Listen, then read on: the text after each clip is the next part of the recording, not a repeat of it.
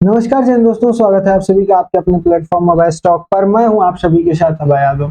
साथियों, भारत ने अंडमान में प्राकृतिक गैस की यहां पर खोज की पुष्टि की है। तो क्या अब भारत की तस्वीर बदलने वाली है? क्या नेचुरल गैस के जो रिसोर्स मिले हैं वहां पर क्रूड ऑयल भी मिलने की संभावना है? क्या है सारी चीजें वो आपको विस्तार से इस वीडियो में बताएंगे। लेकिन यह बात एकदम पूरी तरीके से सही है कि यहाँ पर अंडमान एंड निकोबार में जो है कि भारत को यहाँ पर नेचुरल गैसेस के रिसोर्स मिले हैं, जो पूरी अगर वाकई में इसकी पुष्टि तो हुई है, लेकिन अगर ये मतलब इस पर निर्भर करता है कि कितनी मात्रा में है, इनको निकालना जो है वो भारत के लिए अफोर्डेबल है या फिर नहीं है, इन सारी चीजों पर निर्भर करता है। तो चलिए इस वीडियो में समझते हैं इन सारी चीजों को और आपको भी विस्तार से बताने का प्रयास करते हैं। साथियों, अगर आप लोग चैनल पर नए हैं तो प्लीज आप सबसे छोटी सी रिक्वेस्ट है कि चैनल को सब्सक्राइब कर लीजिएगा, क्योंकि इतना ज्यादा जो है डिटेल लेके आने में आपके पास बहुत कई घंटों की मेहनत लगती है, जिसके बाद ये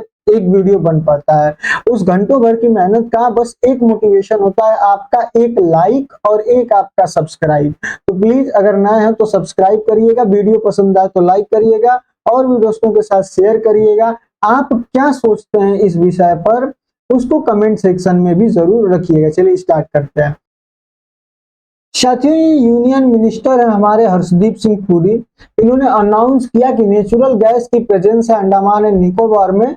और इन्होंने कहा कि discover to boost India energy security, यानी कि भारतीय ऊर्जा सुरक्षा को बूस्ट करने की यहाँ पर खोज हुई है। साथियों, इन्होंने अपने ट्विटर अकाउंट पर 26 सितंबर को ये पोस्ट करते हुए लिखा कि an ocean energy opportunity opens up in Andaman sea, जो कि श्री विजयपुरम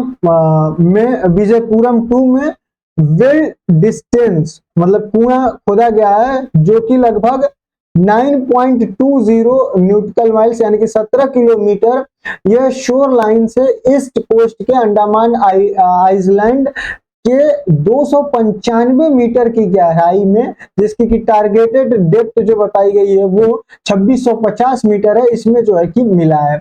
साथियों, इस गैस में जो यहाँ पर फाइंड किया गया है, इसमें 87% की जो है कि यहाँ पर मीथेन है। और इसकी जो टेस्टिंग होती है वो इस तरीके से होती है कि मतलब पाइपलाइन के थ्रू जो गैस आ रही होती है उसमें जो है कि फायर किया जाता है, उसमें आग लगाई जाती है और आग जब तभी चलती है कि जब उसमें मीथेन की मात्रा होती है। तो यहाँ पर ये निकाला गया निष्कर्ष कि इसमें जो है कि लगभग 87% जो है कि मीथेन के होने की यहाँ पर संभावना है। तो ये इन्होंने ट्वीट करके यहाँ पर पोस्ट किया। साथियों, ये बहुत ही इंपॉर्टेंट खबर है, क्योंकि आप सभी को पता है कि भारत जो है जो सारी चीजें झेल रहा है, अभी अमेरिका का 50% का जो टैरिफ झेल रहा है, ये सारी चीजें क्यों झेल रहा है? क्योंकि भारत जो है कि रसिया के साथ अपना क्रूड ऑयल खरीद रहा है, इसको क्लोज नहीं कर रहा है। अगर इसको बाई करना रशिया से भारत क्लोज नहीं करेगा तो अमेरिका ने भी यहाँ और भी धमकाया है कि भारत के ऊपर जो और भी है यहाँ पर टैरिफ में प्लस किया जा सकता है और इसको जो है कि और बढ़ाया जा सकता है। आप ये न्यूज देखिए जो कि 25 सितंबर की है, जिसमें लिखा हुआ है, ये ब्लूमबर्ग द्वारा जो है कि कवर की गई है कि India ask to US allow Iran oil to help curb Russian trade, यानी कि जो रशिया से भारत तेल मंगाता है उसके विकल्प के रूप में भारत अमेरिका से कह रहा है कि आप ईरान और जो वेनेजुएला है जिसको कि आप सैंक्शन लगा के रखे हुए हैं उसको ओपन करिए, तो हो सकता है कि हम जो है कि रशिया से यहाँ पर तेल खरीदना कम कर दें। तो ये सारी चीजें कुल मिलाकर हो क्यों रही है? तो यही नेचुरल गैस, नेचुरल रिसोर्सेस की वजह से ही। और अगर भारत का यहाँ पर ये निकल जाता है अच्छे तरीके से, ये भारत को मिल जाता है, तो ये भारत के लिए बहुत ही इंपॉर्टेंट चीज यहाँ पर अनाउंस हो जाएगी। साथियों, ये पूरा आपको हम बता दें कि ये इंडियन ऑयल लिमिटेड ने अंडमान में सोलो ऑफशोर ब्लॉक में अपने दूसरे अन्वेषण कुएं में प्राकृतिक गैस पाए जाने की पुष्टि की है, यानी कि ये दूसरा यहाँ पर इन्होंने किया था, ड्रिल कुआं बनाया था जिसमें कि इनको ये मिली है। साथियों, यह खोज जो है देश की ऊर्जा सुरक्षा को मजबूत करने के लिए एक बड़ी उपलब्धि के रूप में जो है कि यहाँ पर देखी जा रही है। साथियों, आपको पहले मैं बता देता हूं कि इस खोज के जो मुख्य बिंदु हैं क्या है। तो देखिए, पहला स्थान तो ये ऑयल इंडिया लिमिटेड ने पेट्रोलियम एवं प्राकृतिक गैस मंत्रालय के अंतर्गत विजयपुरम 2 नामक एक अपने दूसरे अन्वेषण कुएं में प्राकृतिक गैस की उपस्थिति की यहाँ पर घोषणा की है। साथियों, यह खोज अंडमान के उथले अपतटीय ब्लॉक ANOSHP 2018/1 में की गई है और यह ब्लॉक अंडमान बेसिन के जल क्षेत्र में स्थित है। साथियों, यहाँ पर आप देख सकते हैं ये पूरा हमारा जो है कि भारत है, और भारत के अगर आप पूर्व में देखें तो यहाँ पर आपको ये अंडमान निकोबार आइलैंड जो है कि यहाँ पर देखने को मिलेगा, और इसी आइलैंड पर जो है कि इस चीज को यहाँ पर डिस्कवर किया गया है। साथियों, अगर इसके महत्व की बात करें, अच्छा देखिए, जिसे यहाँ पर यह ब्लॉक जो है यह अंडमान बेसिन के जल क्षेत्र में स्थित है, जिसे कि वर्षों में हाइड्रोकार्बन अध्ययन के लिए एक अग्रणी क्षेत्र यहाँ पर माना जाता है।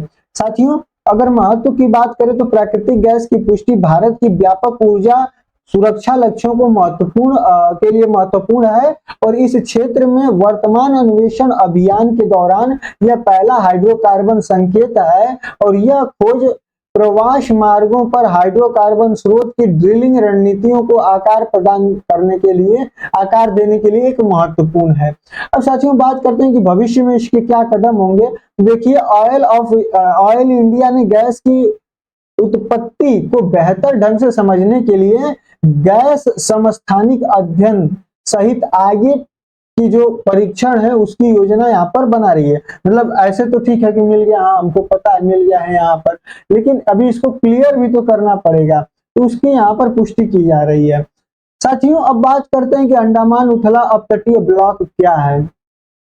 तो देखिए, अंडमान उथला अपतटीय ब्लॉक अंडमान बेसिन के अंदर एक निर्दिष्ट क्षेत्र है जिसे तेल और गैस अन्वेषण के लिए चिन्हित किया गया है।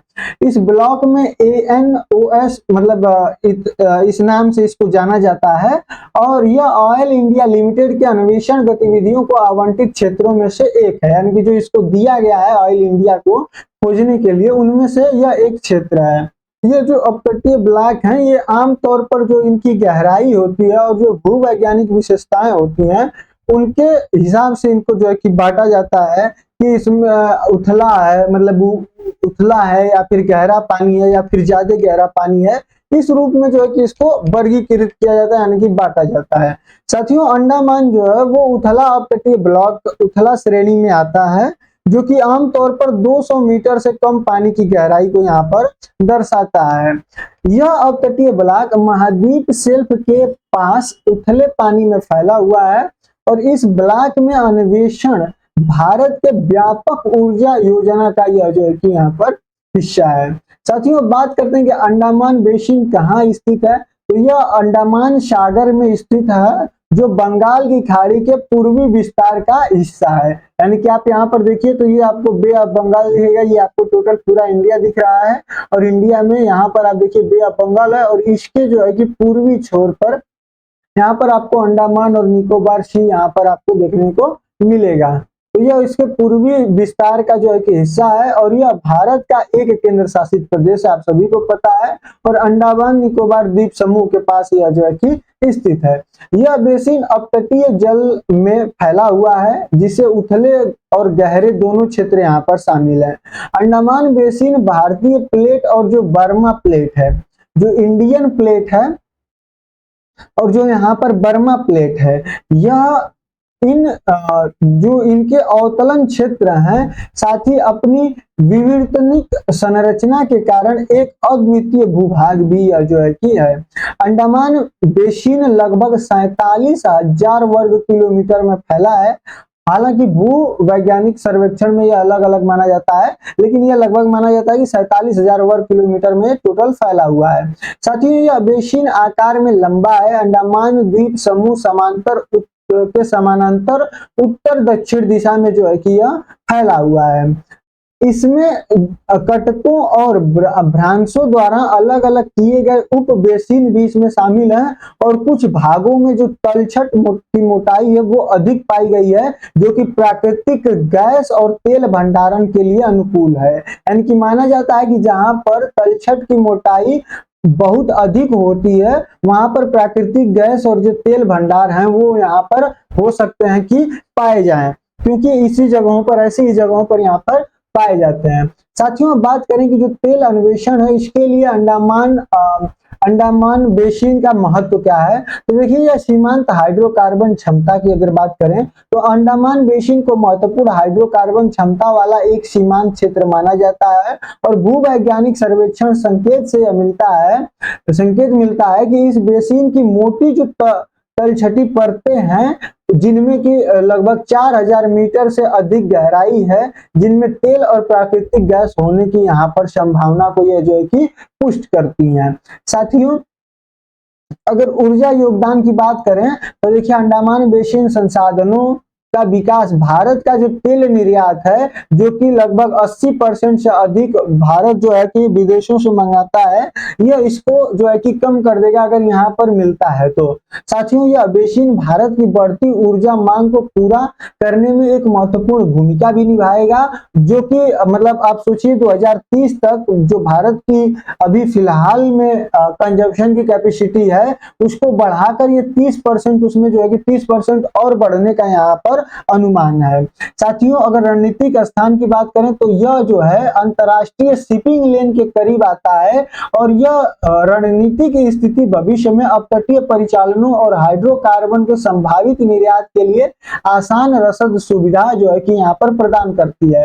साथियों, इसका उपयोग दक्षिण पूर्वी एशिया और अंतरराष्ट्रीय व्यापार को बढ़ावा देने, बुनियादी ढांचों का विकास करने के लिए हो सकता है। ये आप देख सकते हैं कि वर्ल्ड कार्गो शिपिंग लेन है और ये यहाँ से होकर जाती है और ये इसी के पास में जो है कि यहाँ पर अंतरराष्ट्रीय जो शिपिंग लेन है ये उसी के करीब में यहाँ पर पाया जाता है।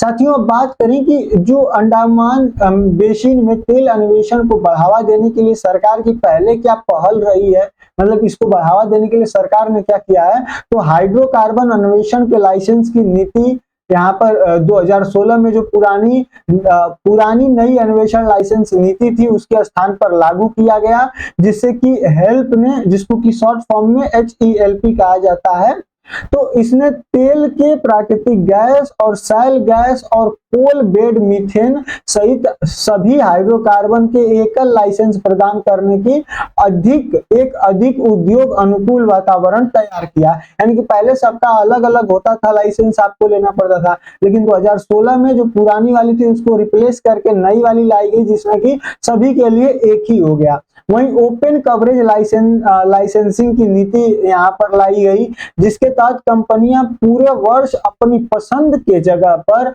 अन्वेषण के ब्लॉक चुन सकती हैं और यहाँ निवेशकों को लचीलापन और अनुकूलता निवेश की रणनीतिक बनाने में यहाँ पर सहायता मिल सकती है। साथियों, इससे कंपनी को तेल गैस के विपणन और मूल्य निर्धारण की स्वतंत्रता जो है कि यहाँ पर प्राप्त होती है। वहीं डीप अंडमान अपतटीय सर्वेक्षण 2020 में ऑयल इंडिया लिमिटेड ने डीप अपतटीय सर्वेक्षण किया, जिस सर्वेक्षण में ज्वालामुखियों और जो बाराटांग संरचनाओं की पहचान की गई और जो हाइड्रोकार्बन की उपस्थिति का यहाँ पर संकेत देता है।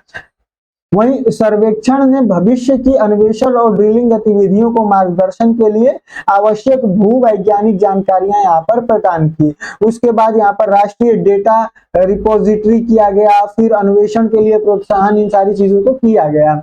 अब बात करें कि अन्वेषण में शामिल, यानी कि यहाँ से जो तेल निकालना, गैस निकालना है, उसमें कौन सी चुनौतियां शामिल होगी, तो देखिए सबसे पहले तो यहाँ पर जो भूवैज्ञानिक परिस्थितियां वही कठिन है। आप सभी को पता है अंडमान बेसिन जो है वो भूवैज्ञानिक संरचनाएं यहाँ पर जटिल है, यहाँ पर भ्रांश है, दरारें हैं और जो गहरी तलछटी परतें हैं जो कि ड्रिलिंग को तकनीकी रूप से यहाँ पर चुनौती प्रदान करेंगे। मतलब सोचिए अगर कुछ इस तरीके का है और आप यहाँ पर ड्रिल करेंगे तो ये किस तरीके से यहाँ पर इस तरीके से स्लिप होता जाएगा। अगर आपको सीधा ड्रिल करना है तो आपको एंगल ऐसे माना जाता है 90 डिग्री पे अच्छा होगा, लेकिन अगर यहाँ पर स्लोप टाइप बना हुआ है तो हो सकता है ये यहाँ पर इस तरीके से फिसल जाए, यहाँ पर ये इस तरीके से, तो इस तरीके की दिक्कत यहाँ पर हो सकती है। साथियों, इन परिस्थितियों में हाइड्रोकार्बन भंडार का जो सटीक पता लगाना और उसके उन्नत भूवैज्ञानिक सर्वेक्षण विशेष उपकरणों की यहाँ पर आवश्यकता होगी।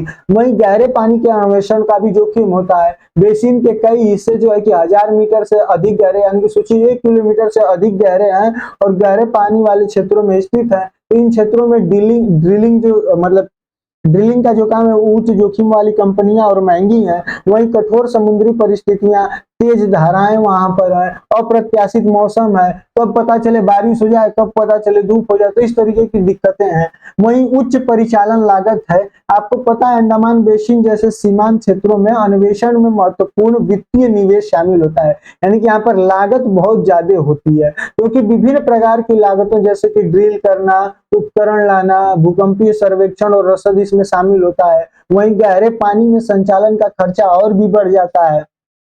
ये उच्च प्रारंभिक लागतें छोटी कंपनियों को, जो छोटे छोटे कंपनी होते हैं जो चाहते हैं कि इस तरीके का काम करें, तो ये वहां पर इनका मोटिवेशन डाउन कर देता है कि मतलब लागतें इतनी है कि कैसे होगा, तो इसके वजह से भी ये थोड़ा सा स्लो हो जाता है। साथियों बात करें कि मतलब आगे क्या होगा, आगे की राह क्या है, तो देखिए कंपनियों को विस्तृत भूकंपीय और भूवैज्ञानिक सर्वेक्षण का निवेश करना चाहिए, यानी पता लगाएं कि यहाँ पर जो भूकंपीय इमेजिंग करें, उपग्रह डेटा यानी कि सैटेलाइट का डेटा उठाए, 3D मॉडलिंग को एकत्रित करके बेसिन का जो भू विज्ञान है उसको व्यापक रूप से समझ मिल सकती है।